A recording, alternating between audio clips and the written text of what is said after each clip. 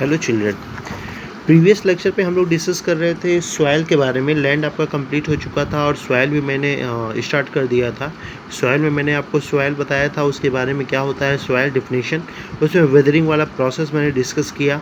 साथ ही मैंने आपको डिस्कस किया था फैक्टर्स ऑफ सॉइल फार्मेशन, यानी सॉइल फार्मेशन में जो जो फैक्टर्स होते हैं उनके बारे में। तो मैंने 5 फैक्टर बताया था और मैंने बोला था इसको याद रखिएगा क्योंकि कभी कभी फैक्टर्स पूछते हैं, डायरेक्ट क्वेश्चन इससे बनता है। नाउ नेक्स्ट टॉपिक में मैंने डिस्कस किया डिग्रेडेशन ऑफ सॉइल, कि किस प्रकार जो सॉइल का डिग्रेड किया जा रहा है। डिग्रेड मीन्स मैंने बताया भी था, डिग्रेड मीन्स क्या होता है, उसकी वैल्यू को घटाना या उसके इंपॉर्टेंस को कम करना। उसमें मैंने डिस्कस किया आपका डिफॉरेस्टेशन की वजह से overgrazing, overuse of chemical fertiliser and pesticide का ज़रूरत से ज़्यादा यूज़, रेन वॉश, फ्लड, ये सब कारण है ह्यूमंस इंटरफेयर करने के। और इनकी वजह से क्या होता है, सॉइल का दिनों दिन डिग्रेड हो जा रहा है, यानी सॉइल का जो इंपॉर्टेंस है वो दिनों दिन खत्म होता जा रहा है। ये पिछले टर्म पे मैंने ये सारा पॉइंट आपसे डिस्कस किया था और उससे रिलेटेड मैंने क्वेश्चंस आपके पास सेंड किया जिसे आपने किया होगा। क्लियर। आइए आज अपना लेक्चर ले जाते हैं कंटिन्यू और आज डिस्कस करते हैं लास्ट टॉपिक सॉइल के बारे में, और वो है सॉइल कंजर्वेशन। किस प्रकार आप सॉइल को बचा सकते हैं, उनका कंजर्व कर सकते हैं, उसके बारे में डिस्कस करते हैं। क्लियर। तो सॉइल कंजर्व करने के करीबन 6 to 7 मेथड हैं और सभी इंपॉर्टेंट है, इसलिए हर एक पॉइंट याद रखना। पहली बात, डायरेक्ट आपका क्वेश्चन सॉइल कंजर्वेशन का ही पूछ लेता है कभी कभी, और कभी क्वेश्चन पूछ लेता है what is mulching, what is intercropping, what is contour barriers, यानी जो आपके कंजर्वेटिव के जो हेडिंग है ये हेडिंग ही डायरेक्ट आपसे क्वेश्चन पूछ लेता है, यानी डिफाइन करने के लिए बोल देता है। इसीलिए आप सॉइल कंजर्वेशन में इन सारे 6 पॉइंट को जरूर आप देखेंगे, लेकिन इनके आप डिफिनीशन भी याद रखिए क्योंकि क्वेश्चंस इससे भी बने हैं। क्लियर। तो सबसे पहले बात करते हैं मल्चिंग की। मल्चिंग क्या होता है?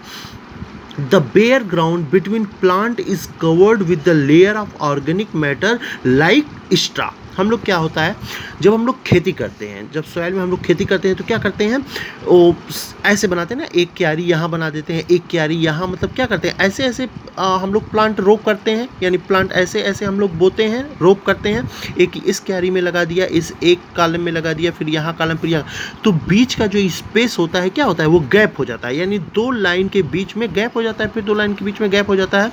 तो उसमें क्या करना चाहिए, कुछ ऑर्गेनिक मैटर डाल देना चाहिए। क्या? लाइक स्ट्रा को डाल देना चाहिए, या कुछ लाइक एकदम स्ट्रा के जैसे कुछ ऑर्गेनिक मैटर जो बीच में स्पेस है उनके बीच में डाल दिया जाना चाहिए। इससे क्या होगा, it helps to retain soil moisture. ये क्या करेगा, सॉइल मॉइस्चर को रिटेन करेगा, यानी जो आपने 2 क्यारियों यानी 2 कॉलम के बीच में जो आपने स्पेस दे रखा है, प्लांट यहाँ लगाया, यहाँ लगाया, यहाँ लगाया, उसके बीच में जो स्पेस है उसके बीच में कुछ ऑर्गेनिक मैटर डाल देना चाहिए जैसे स्ट्रा। इससे क्या होगा, सॉइल का मॉइस्चर बचा रहेगा जो आगे फिर आपकी खेती के लिए इम्पॉर्टेंट फैक्टर रहेगा। क्लियर। तो याद करने का अच्छा तरीका है, सॉइल के मॉइस्चर को बचाना है तो क्या करना पड़ेगा, मल्चिंग। एम फॉर मॉइस्चर बचाना है, किस प्रकार से, मल्चिंग। तो इस तरह मल्चिंग का आप डेफिनेशन भी लर्न कर सकते हैं, और सॉइल कंजर्वेशन में पहला क्या करना होता है, मल्चिंग। इस पॉइंट को भी लर्न कर सकते हैं। क्लियर।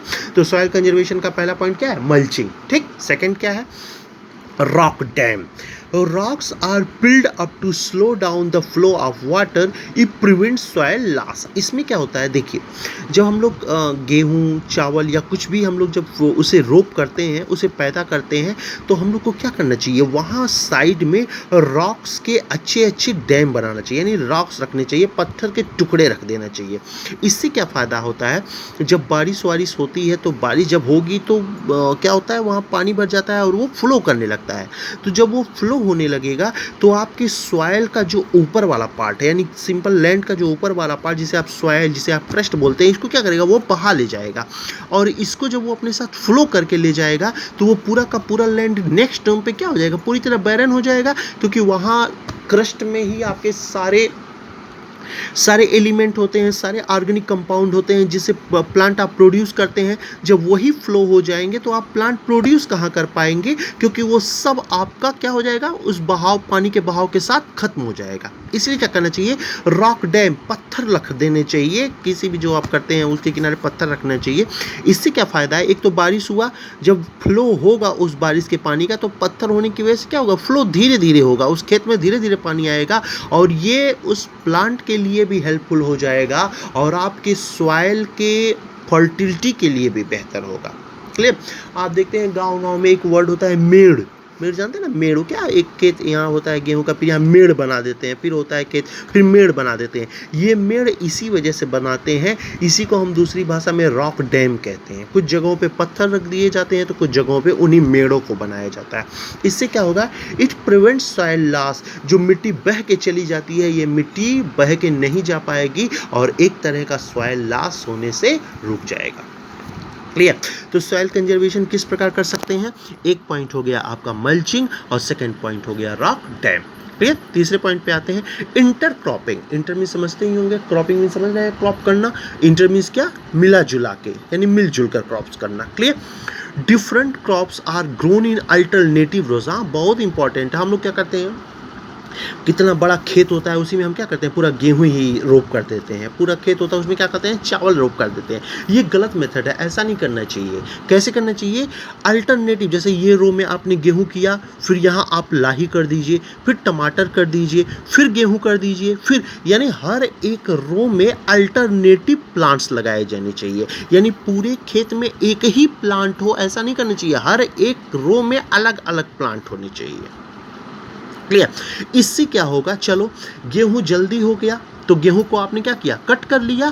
गेहूं के कट करने के बाद वहां और प्लांट्स बचे हुए हैं और वो उस सॉइल के जो उसमें मैंने बोला ना, एक फोर्स लगा रहता है, पार्टिकल सब जुड़े रहते हैं, उसको जोड़े रखता है। यानी वो सॉइल जो है वो बिखर नहीं पाता और बिखरने ना होने की वजह से उस सॉइल में फर्टिलिटी हमेशा रहती है।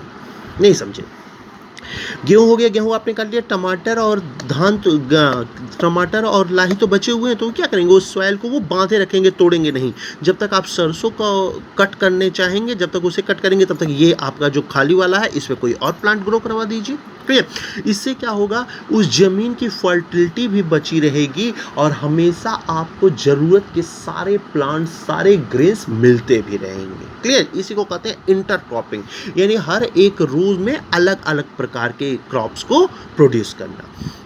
different crop are grown in alternative row, okay, and sown at different times to protect the soil from rain wash। और इससे क्या होगा, रेन वॉश से भी आपको बचाएगा। जब सॉइल में जो उनका इंटेलेक्चुअल पावर है, जब सब पावर है एक दूसरे से जोड़े रखने का, जब वो टूटेगा नहीं तो कभी चाहे वहाँ रेन आए या बाढ़ आए या कुछ भी आए, इससे उस मिट्टी को ज़्यादा नुकसान नहीं उठाना पड़ेगा, क्योंकि मिट्टी क्या होगा, हमेशा जुड़ी रहेगी, उसको नुकसान नहीं पहुँच पाएगा। लेकिन आपने क्रॉप्स को काट दिया, क्रॉप्स को काटने क्या बात है, मिट्टी कमज़ोर हो जाती है, जड़ें नहीं है तो मिट्टी कमज़ोर हो गई, पानी बहा, एक भी बारिश आया तो क्या हो जाए, ऊपर वाली मिट्टी चली गई, उसकी फर्टिलिटी भी खत्म हो जाती है। तो हमेशा जो क्रॉप्स का प्रोडक्शन करना चाहिए, ये क्या करना चाहिए, इंटरक्रॉपिंग करनी चाहिए।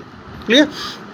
तो 3 पॉइंट आपने देख लिया, मल्चिंग, रॉक डैम, इंटरक्रॉपिंग। आइए नेक्स्ट करते हैं टेरेस फार्मिंग। टेरेस आप जानते हैं, ये सीढ़ीदार जिसको बोलते हैं।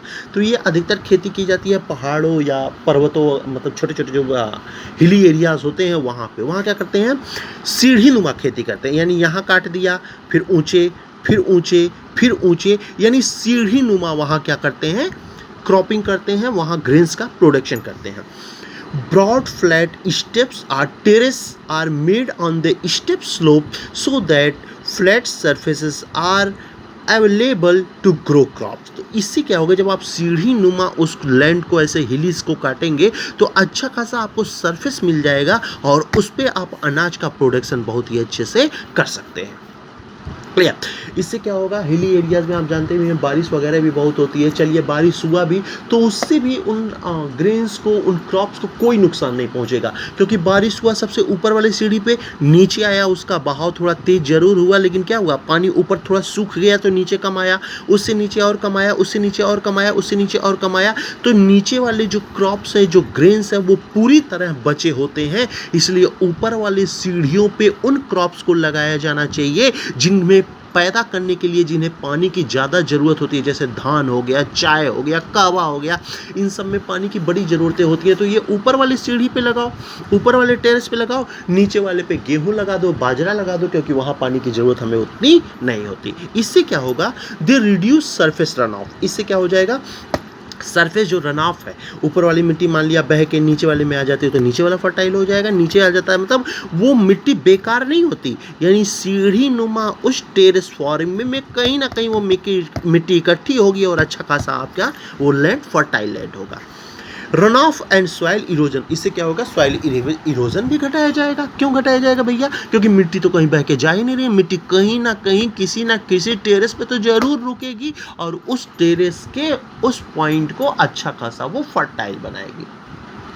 आप कहेंगे सर ऊपर वाला तब तो खराब हो जाएगा ना, ऊपर वाला तो मिट्टी सब बह गया तो वो तो फर्टाइल वो हो जाएगा, बैरन हो जाएगा। तो ऊपर वाला इसीलिए पतला बनाओ ना, नीचे वाला बड़ा बनाओ। ऊपर वाला बह के आएगा, नीचे इकट्ठा हो जाएगा, ब्रॉड है वहाँ पे, नीचे वाला और चौड़ा बनाओ, उस पर होगा। इसीलिए जो टेरेस फार्मिंग की जाती है वो ऐसे ही की जाती है, नीचे वाला सबसे चौड़ा, फिर उससे ऊपर वाला थोड़ा कम, फिर उससे ऊपर थोड़ा कम, फिर उससे ऊपर थोड़ा कम, ऐसे ऐसे टेरेस फार्मिंग की जाती है। क्लियर, आपने देख लिया मल्चिंग, सॉइल को कैसे आप बचा सकते हैं, कंजर्व कर सकते हैं, मल्चिंग, रॉक डैम, इंटरक्रॉपिंग और टेरेस फार्मिंग। फिफ्थ पॉइंट देखते हैं, ये है कंटूर बैरियर्स। याद रखना अलग अलग हेडिंग में भी ये क्वेश्चन पूछे जाते हैं, इसलिए बहुत इंपॉर्टेंट है। थोड़ा लेक्चर में अच्छे से ले रहा हूँ इन सब का, क्योंकि अलग अलग भी क्वेश्चन पूछे गए हैं, आप कम से कम टैकल कर सकते हैं उसको। कंटूर बैरियर्स क्या होते हैं, stones, grass, soil are used to build barriers along contour. जैसे ये खेती हो गया, खेती आप यहाँ पे कर रहे हैं, तो यहाँ क्या करते हैं, यहाँ पे आप अच्छा खासा ग्रास का, स्टोन्स का, सॉइल का, यहाँ क्या करेंगे, एक अच्छा खासा बैरियर बना देंगे। इस बैरियर से ये फ़ायदा होगा, बारिश वारिश होगा तो ये पानी यहाँ नहीं आ पाएगा, इस खेत में नहीं आ पाएगा, क्योंकि ये बैरियर्स जो है उस पानी को रोकेगा।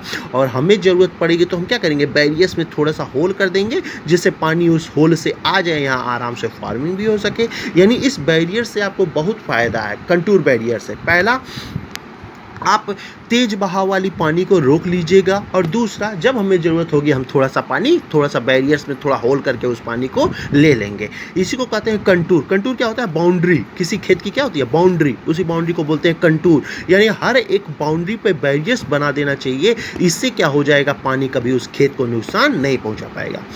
Tranches are made in front of the barriers to collect water. Trenches क्या होता है, ट्रेंचेस का अर्थ इंग्लिश हिंदी मीनिंग तो इसका सुरंग होता है। ट्रेंचेस मीन्स क्या होता है, सुरंग। लेकिन यहाँ सुरंग की बात नहीं की गई, यहाँ क्या है, जैसे ये बैरियर्स है, आपने क्या है, ये खेत है, चारों तरफ आपने कंटूर बैरियर लगा दिया, कंटूर बैरियर के जस्ट बगल में आप डिगिंग कर दीजिए, यानी छोटा मोटा गड्ढा बना दीजिए, ऐसे करके गड्ढा भी बना दीजिए चारों तरफ। इससे क्या होगा, यहाँ वाटर कंजर्व होगा, वाटर कलेक्ट होगा, और जिस दिन हमें ज़रूरत पड़ेगी वाटर की, हम क्या करेंगे, कंटूर बैरियर्स में थोड़ा सा होल करेंगे और इस वाटर को अपने खेत में ले आएंगे। सोचिए कितनी अच्छी व्यवस्था है। अगर हम लोग लोकल विलेज इन सब में बड़े आराम से इसी प्रकार की खेती होनी चाहिए, और इस प्रकार के खेती करने से ना केवल वो फार्मर संपन्न होंगे, बल्कि अच्छा खासा ग्रेन्स क्रॉप का वो प्रोडक्शन कर सकते हैं। अब सोचिए कितनी इंपॉर्टेंट पॉइंट है ये सॉइल कंजर्वेशन का। क्लियर, अभी आप क्लास 8 में हैं, लेकिन सॉइल को कैसे कंजर्व किया जाए, आप इतने अच्छे अच्छे पॉइंट पढ़ रहे हैं जिसका कोई लिमिट ना हो।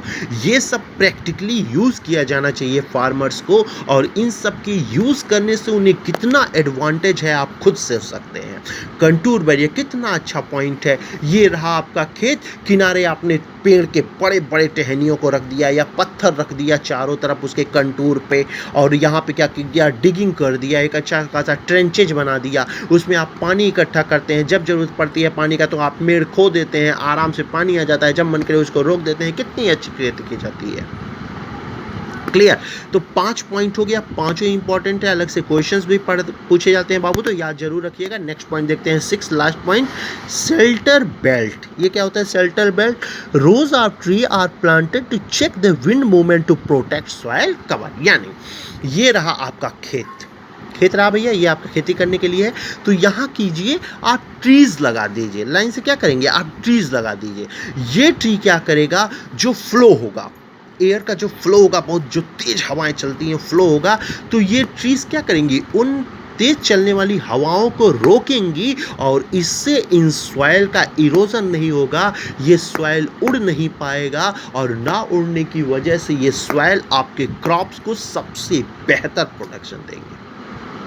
समझ में आ गया? वही बोल रहा है, rows of tree are planted to check the wind movement. भाई आप रोज जो रोज हैं जो बनाया आपने उस पर ट्री अच्छे खासे लगाइए, प्लांट्स लगाइए, इससे क्या होगा, विंड मूवमेंट पता चलेगा, आप प्रोटेक्ट सॉइल कवर, और इससे सॉइल का सबसे ऊपरी जो सबसे इंपॉर्टेंट सॉइल होता है वो कम से कम उड़ने से बच जाएगा। और ये आपके लिए यानी फार्मर्स लाइफ के लिए, सॉइल के लिए, दोनों के लिए ही सबसे बेहतर कार्य है। क्लियर? तो बाबू ये है सॉइल कंजर्वेटिव, जिसमें मैंने आपको 6 पॉइंट लिखाए हैं। कभी कभी सॉइल कंजर्वेटिव पूछता है तो इसे आप शॉर्टकट में लिख सकते हैं। दूसरा, कभी कभी ये हेडिंग ही डिफिनेशन में पूछ लेता है और उसको भी आप कर सकते हैं, क्योंकि मैंने आपको लिखाया तो लिखाया, समझाया भी ब्रॉड तरीके से हूँ। फिर भी कोई कंफ्यूजन होगा तो आप क्वेश्चन कर लीजिए। यानी 2 पॉइंट आपके चैप्टर नंबर 2 के फिनिश हो चुके हैं। फिनिश हो चुका है आपका लैंड, फिनिश हो चुका है आपका सॉइल। आइए शुरू करते हैं तीसरा टॉपिक, और वो तीसरा टॉपिक है वाटर। बिना वाटर के आपकी लाइफ ही नहीं है। तो आप पढ़ते हैं आपके लाइफ के सबसे इंपॉर्टेंट फैक्टर को, और वो फैक्टर है बाबू आपका जल, H2O। क्लियर है? चलिए पहला देखते हैं। 3/4 आपके पृथ्वी पर लगभग 3/4 यानी 72% आपके अर्थ पे क्या है, वाटर ही है, पूरा वाटर भरा हुआ है। It is therefore called water planet. इसीलिए अर्थ को क्या कहा जाता है, वाटर प्लैनेट, भैया पानी वाला ग्रह। जिस पृथ्वी के 3/4 पार्ट पे वाटर ही हो, 1/4 पर लैंड हो, उस प्लैनेट को अगर हम वाटर प्लैनेट कहें तो कोई इसमें आश्चर्य नहीं है। Life started in the oceans. आपको पता होना चाहिए जो इंसानी लाइफ हुआ, जो जीव की लाइफ, एनिमल्स लाइफ स्टार्ट हुई है बाबू, वो हुई है ओशियन से ही, क्योंकि ओशियन में ही सबसे पहला जीव पैदा हुआ है। क्लियर? कब? ऑलमोस्ट 3.5 बिलियन ईयर्स बैक, लगभग 3.5 बिलियन ईयर्स पहले ओशियन में ही सबसे पहला जीव पैदा हुआ है, और वहीं से आपके ह्यूमंस लाइफ की शुरुआत पे कही जाती है। क्लियर? तो आप सोच सकते हैं अर्थ को क्या कहते हैं हम लोग, वाटर प्लैनेट। क्यों कहते हैं? क्योंकि 72% अर्थ पर आपका वाटर है, यानी 3/4 एरिया पे आपका वाटर है। निश्चित तौर पे इसे वाटर प्लैनेट कहा ही जाना चाहिए। सेकेंड पॉइंट, इसको मैंने पूरा नहीं लिखा, अभी और आगे है तो एक लाइन देख लेते हैं बस। ओशियंस वाटर इज सैलिन, लेकिन ओशियन का जो वाटर है बड़ा सैलिन है, and not fit for human consumption, और वो ह्यूमंस के लिए अच्छा वाटर नहीं है। आपको पता होना चाहिए, कोई इंसान अगर समुद्र के किनारे है ना, लगातार वो समुद्र का पानी पी रहा है, लगातार पी रहा है भैया, जब पानी की ज़रूरत पड़ती है तब वो समुद्र का पानी पीता है, कुछ सालों बाद उसकी मृत्यु हो जाती है। और मृत्यु का रीजन जानेंगे क्यों मरता है? डिहाइड्रेशन के कारण, पानी की कमी के कारण। सोचिए, समुद्र के किनारे है, दिन रात पानी ही पीता है, खाना खा के वही समुद्र का पानी पीता है, और वो आगे जाके मर जाता है। और मरने का कारण क्या है? डिहाइड्रेशन, यानी पानी की कमी। दिन रात पानी पीता है लेकिन फिर भी पानी की कमी से ही मर जाता है। सर ऐसा क्या हो गया? दिन रात तो पानी ही पी रहा है, तो वो कैसे हो गया डिहाइड्रेशन? तो ये डिस्कस करूंगा मैं नेक्स्ट वीडियो में। क्लियर? थोड़ा सस्पेंस पे रखते हैं, तब तक आप सोचिए इसको, फिर नेक्स्ट वीडियो में डिस्कस करूंगा कि क्यों वो इंसान ही मर जाता है जो ओशियन के किनारे बरहोमास पानी पीता है, वो भी पानी की कमी से ही मरता है। ये डिस्कस करेंगे हम नेक्स्ट वीडियो में, तब तक आप सोचिए इसका आंसर। बाकी ये हैं आपके पॉइंट, ये है आपका होमवर्क जिसे मैं भेज रहा हूँ आपके पास, आप कीजिए होमवर्क। नेक्स्ट वीडियो में मिलते हैं वाटर के कुछ और पॉइंट के साथ। आगे वाटर आपका अच्छा खासा पॉइंट है, उसके बाद 2 पॉइंट और आपके बचेंगे, वाइल्ड लाइफ के बारे में भी डिस्कस करूंगा। ये सब डिस्कस करेंगे नेक्स्ट वीडियो में। Okay, thank you.